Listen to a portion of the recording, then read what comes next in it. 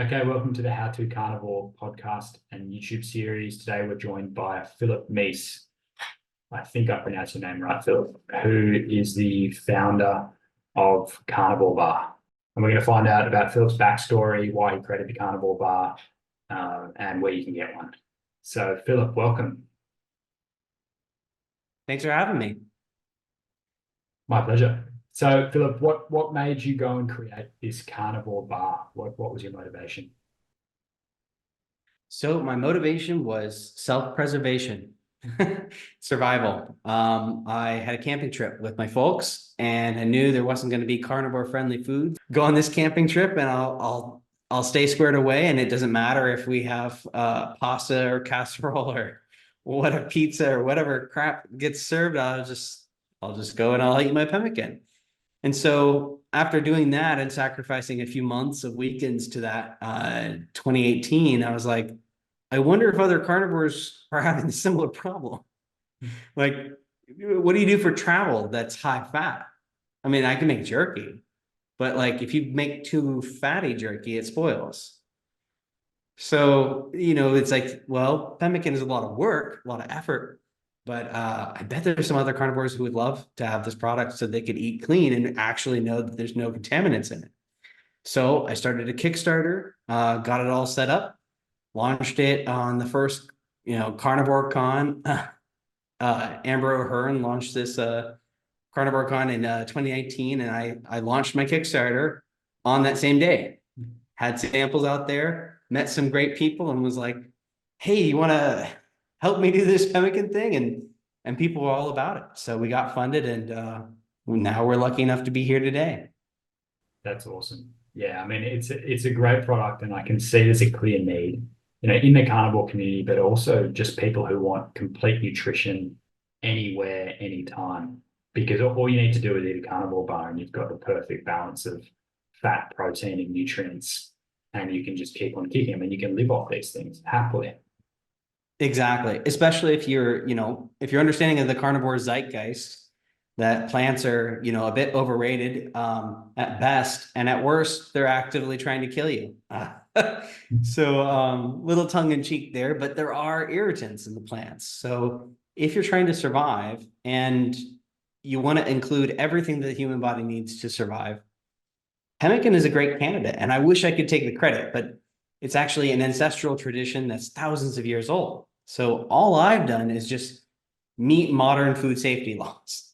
Yeah. And that has been a lot of red tape and complication and challenge and growth. But now we are legally selling a modern pemmican that's ultra clean and pure. It has no additives, fillers, preservatives, anything in it other than just meat, which is what carnivores are after. Yeah, absolutely. I was doing some research on pemmican yesterday, and there was a group, I think they're called like the Métis or something like that. And they were, I believe, French settlers who generally had American Indian or Native American wives. And they set up this operation. I could be wrong, you would know more than me, but they set up this operation, I think in like the 17 or 1800s, where they were But selling pemmican all over America. yeah, so sorry, you broke out just a little bit there, but yes, the Metis or Metsi people, I'm not sure how to exactly pronounce that. Um, but they were actually the descendants. So it's a little bit of a an unfortunate kind of a social cultural phenomenon that French traders would go out into the wilderness for fur trapping primarily, and they would marry native women. And so those families weren't welcome in either society.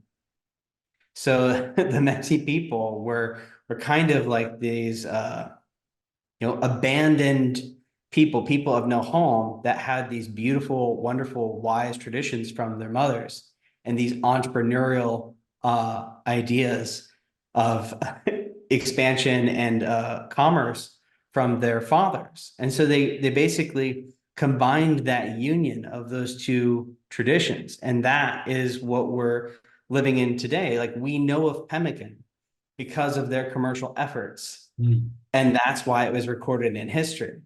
This would have been like the bow and arrow of food that's just lost to time. Yeah, that we think we know better and we just don't record at all, except for the dramatic impact that the pemmican trade started having on the region. And it started to become a vital tool and resource for traders to push deeper and deeper into territory without having to stop and prepare their meals because they were living completely off of pemmican.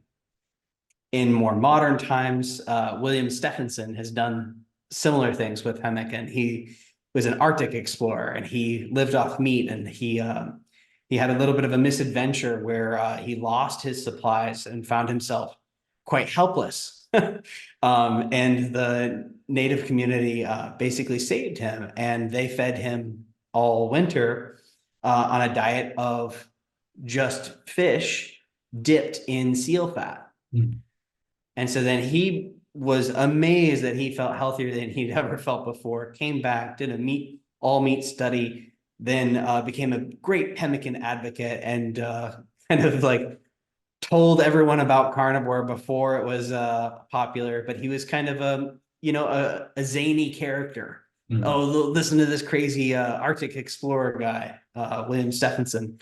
But he had these real world experiences that kind of clued you into, like, we have this cultural idea of what food is. And I think we lose touch of that. We're so affluent, we're so metropolitan, we're always trying the new, latest, greatest thing that we've just kind of completely lost touch with what's valuable, what's nutritious, what's food, and what's not.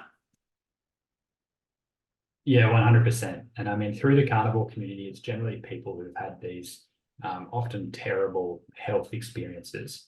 And they're the ones that discover, okay, what is an elemental diet? What are the essential nutrients? How do I get back to basics with my food? And then they realize, okay, at the core of nutrition, exactly what we need is quality meat and quality animal fat. So, Absolutely. yeah, you go on, Phil. It mirrors the same story of Stephenson, of being humbled. It's like, oh man, I'm dead. I've lost all my support. I've lost all my supplies. Like, my suburban standard American diet is letting me down. I've come down with this horrible, debilitating chronic illness. It's like, I'm done. It's like, actually, you're not. This could be the first step in you figuring out the foods that your body is meant to digest and meant to absorb and meant to thrive on. It's like this, misadventure could be the start of something beautiful where you reclaim your health and get back on top of it, clear the brain fog, and, reclaim the life that you were meant to live. Absolutely. And I know so many people who've had that exact experience and they've become athletic and energetic, and they can think clearly and they can really make the most of their lives, whether they discover it in their 30s, 50s, 70s, or 80s. It really does just completely change their life. And their mood and their personality. Yeah. It's like, oh, wow, this is the real you. It's like, Yeah. like, now I can be friends with you. Yeah, exactly right. Yeah, not cranky all the time, not hangry, all those things. Absolutely. So, Philip, if we rewind a little bit, how did you Sure. discover the carnivore diet?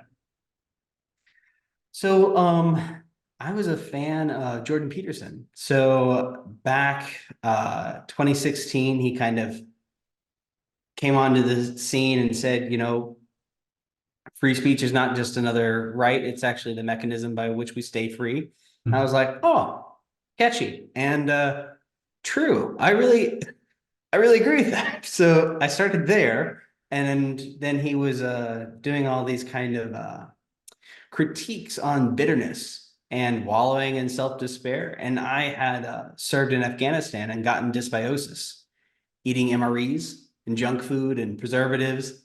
Wow. Did a couple courses of antibiotics, and I felt worthless. And so I was sitting there stewing in my bitterness, and started following him, started putting my life together, started trying to think of it in the terms of the meaning that I was going to make with my life. And then 2018, July, I think it was 3rd, he came on Joe Rogan and said, so my daughter has this crazy diet. and has cured all these things, has 37 different joints affected, idiopathic rheumatoid arthritis. She can't stay awake. She's on all these drugs, Adderall, like, just absolutely miserable. Her joints are falling apart. She's 17, and that doesn't make any sense. And so, long story short, he does this whole 30-minute rant. It's still on YouTube today. It's absolutely amazing. About like, I'm not an expert and this is damn strange, but who would have figured? She dared me to do it. I did it. I lost a whole bunch of weight and I feel great. Which is weird because I didn't think an all meat diet would be useful to me. And so he's coming at it from this really like humble place of like, I'm no expert. This is not medical advice. I don't know what I'm talking about, but I tried this thing and oh my gosh, is everything we thought we knew about food wrong? And so that was like, well, that was an insane approach. And I think a lot of like the recent carnivores kind of like got back into carnivore because of that exposure and then started becoming influencers and started getting out there. And I was like, there's a huge trend in Google like searches on carnivore after that. Sean Baker had been on Joe Rogan a few years prior. And so he was already primed. And so he did more and more and more. And so it was just kind of like this big sweeping movement of like people are reconsidering what's food and what's health and how best to try to figure out what works for our bodies and why we have all these chronic conditions. Given that mine was dysbiosis, high fat carnivore was really important to me.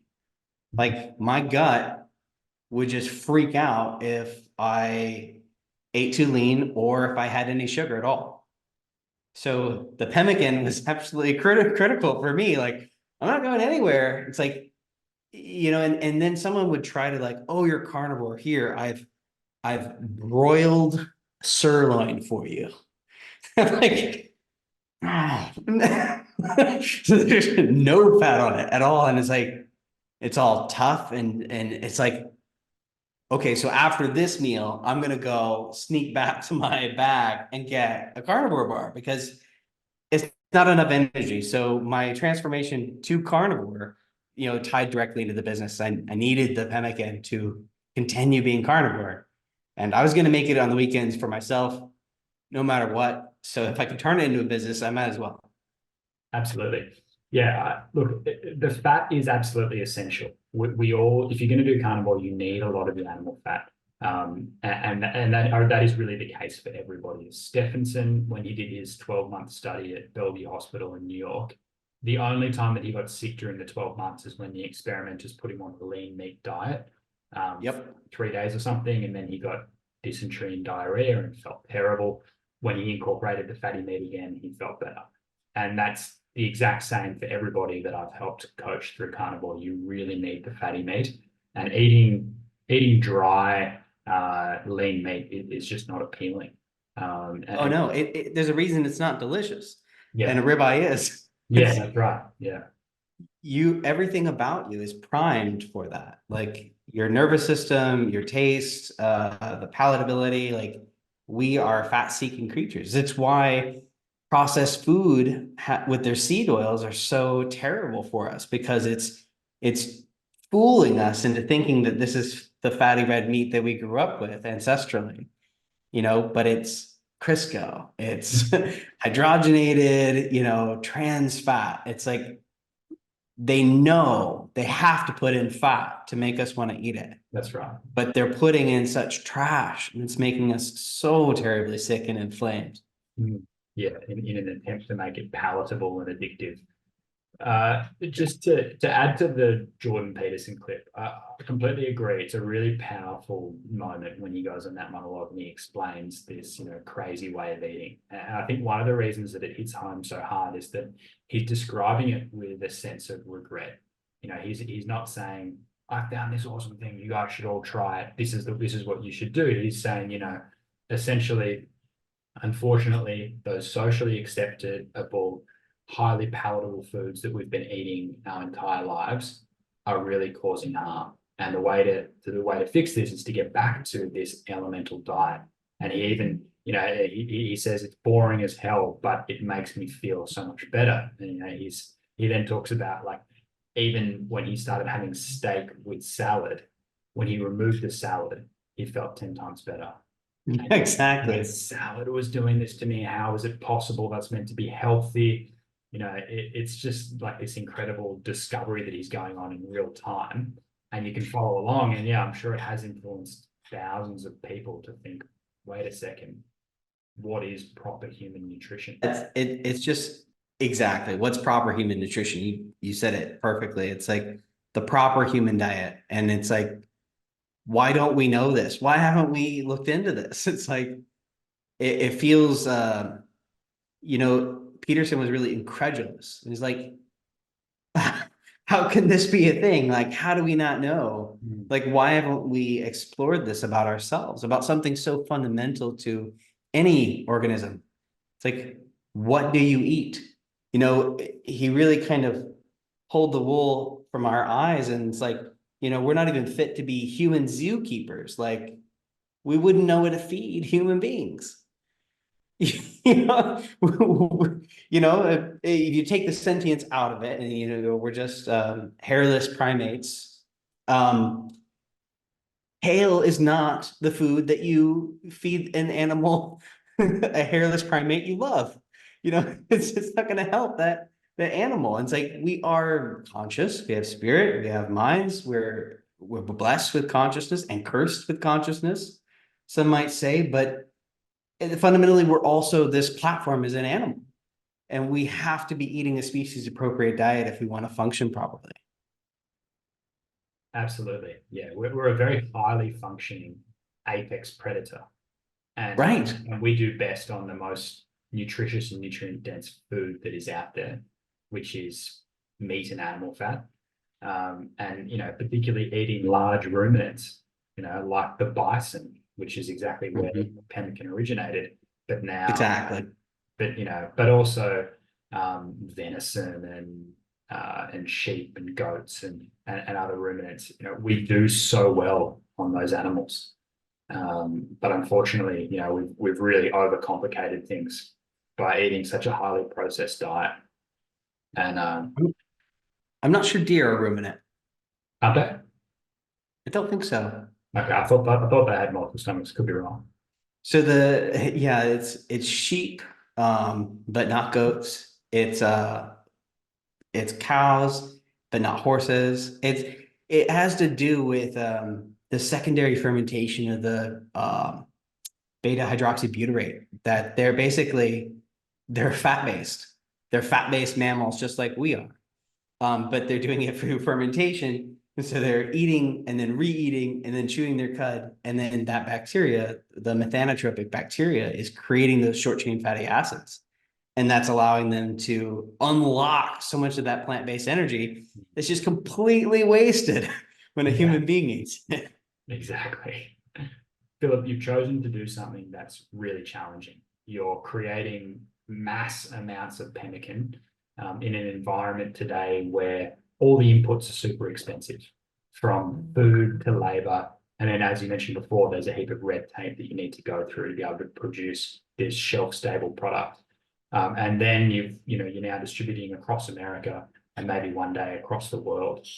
How has this journey been? I imagine it's been incredibly challenging and rewarding. Yeah, it has been incredibly challenging. So I started as a soldier. So I started from the point of pain, as a lot of entrepreneurs don't have expertise in what they end up doing, but they come as their first customer, and they're like, man, I really wish there was this problem I had, and I wish it didn't suck. And I actually sent jerky, really clean jerky, over to Afghanistan and had it spoil.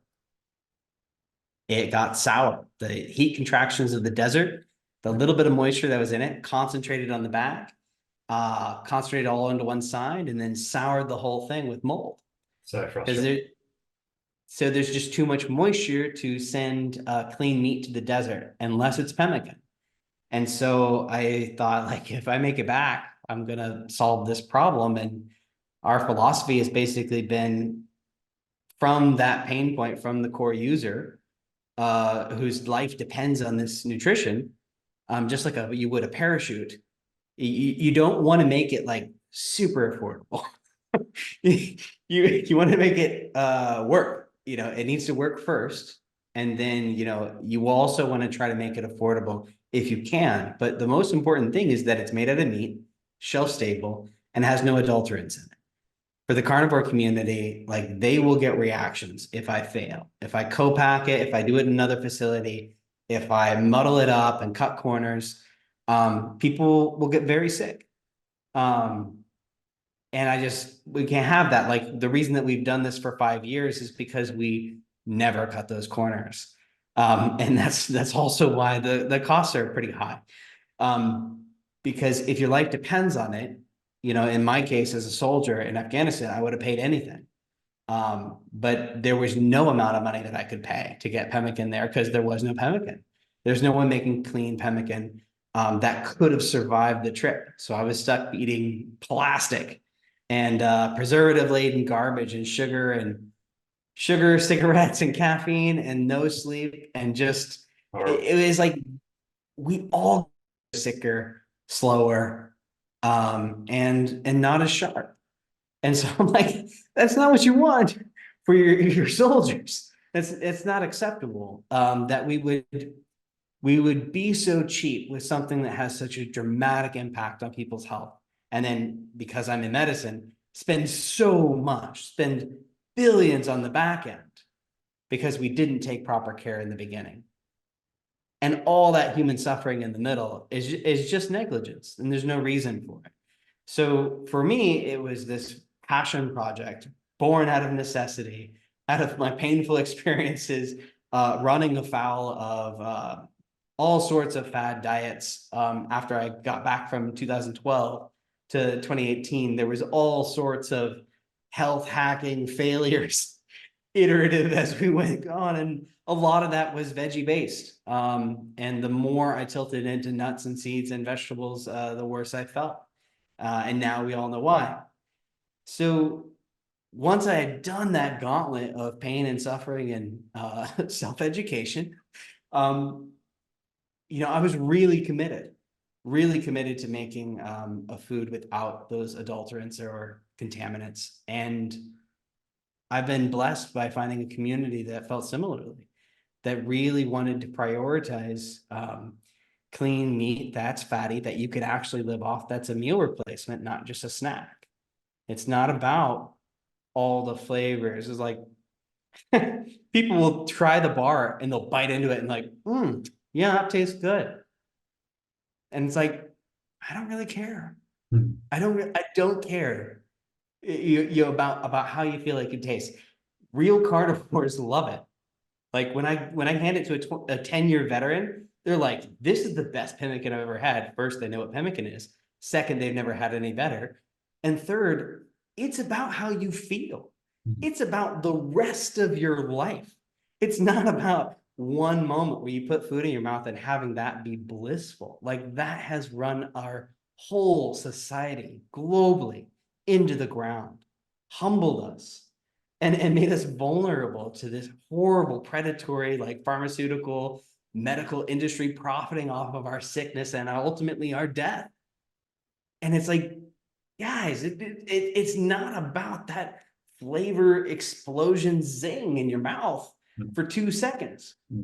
It's about the whole span of your life and what you get to do with it, and the adventures you get to have, and the vibrance of vital life that you have inherited successfully from your ancestors, that you need to go out and do the things that God put you on this earth to do. That's awesome. Yeah, it's very powerful. I mean, I must say I'm impressed by how clean the product is, how pure it is, because you really cannot buy anything like that. You can't buy anything shelf stable that is just meat, fat, and salt anywhere. Which is such a shame. Sure, you can buy biltong, but often it's got seasoning and flavoring, and it's not going to be as shelf stable as the Carnivore Bar. But Yeah, you know, You have deliberately kept it absolutely pure. Well, thanks. And yeah, it's, there are good quality like biltongs and different things like that. There are clean jerkies.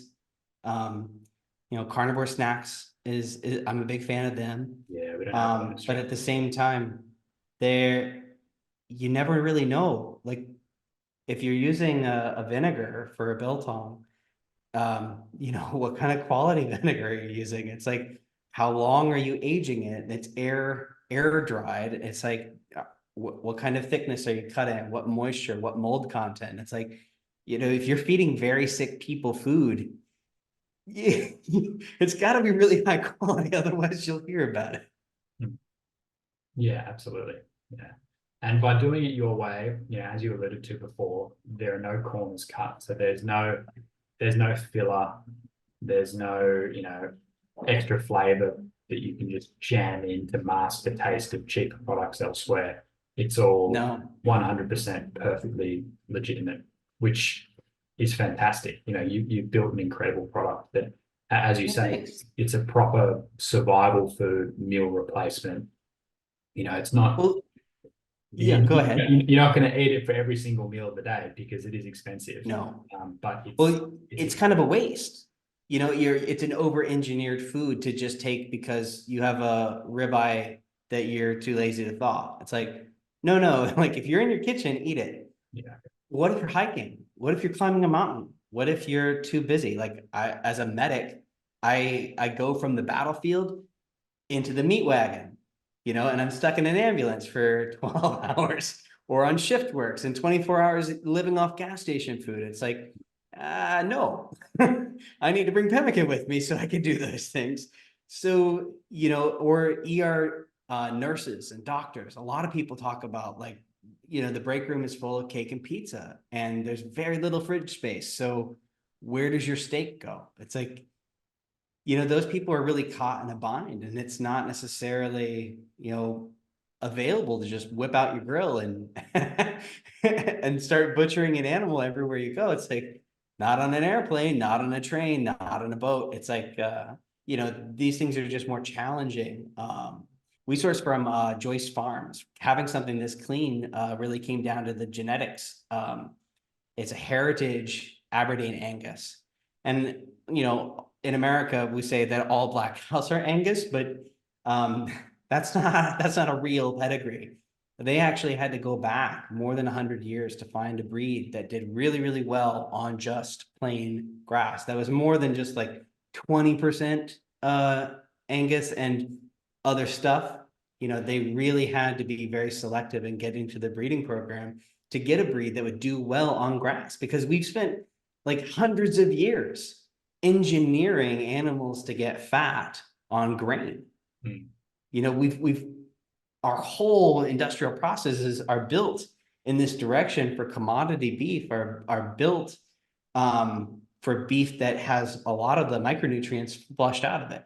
The omega-3 fatty acids and stearic acid are much, much lower. There's no CLA or conjugated linoleic acid in grain finished beef, but there is in grass finished beef.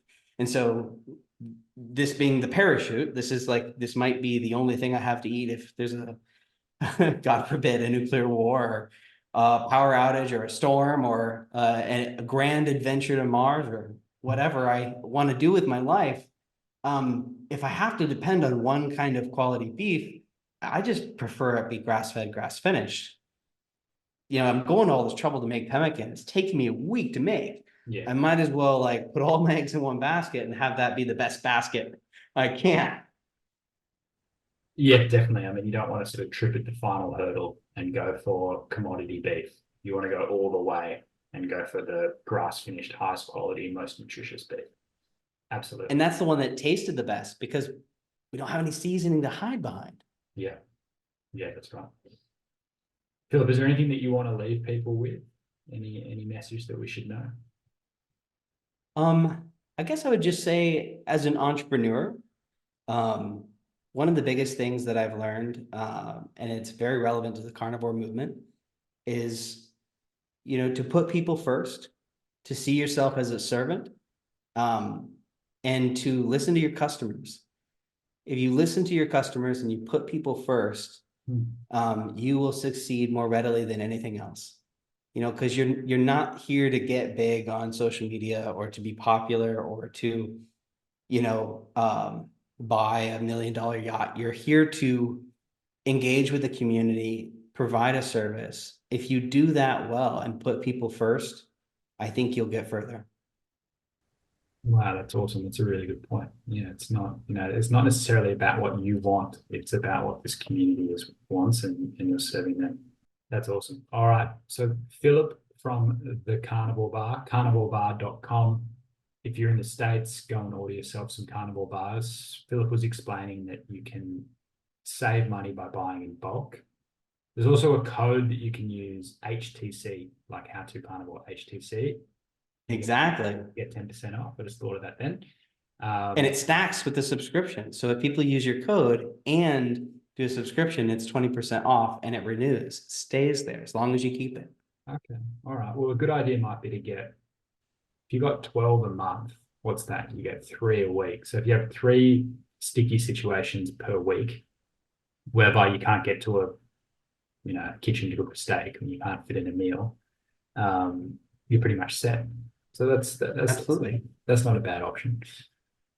All right, Phillip, thank you so much. I learned a lot. I think what you're doing is really impressive, and I appreciate you, going on such an important mission for all of us, for the community, for humankind. So thank you. Thanks, Simon. I'm doing my best.